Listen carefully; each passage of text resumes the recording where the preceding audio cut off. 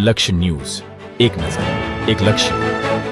લક્ષ્મીપુરામાં ભાદરવા સુદ દશમની ઉજવણી કરાઈ. મેલડી માતાજીને 56 ભોગનો અન્નકૂટ ધરાવાયો.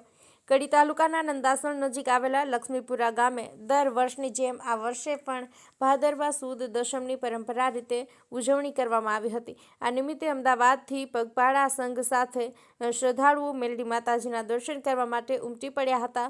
આ નિમિત્તે ફૂલ અને તોરણથી મંદિરનો અને મેલડી માતાજીનો ભવ્ય શણગાર કરવામાં આવ્યો હતો. માતાજીના પટાંગણમાં હવન તેમજ માતાજીને 56 ભોગનો અન્નકૂટ ધરાવવામાં આવ્યો હતો.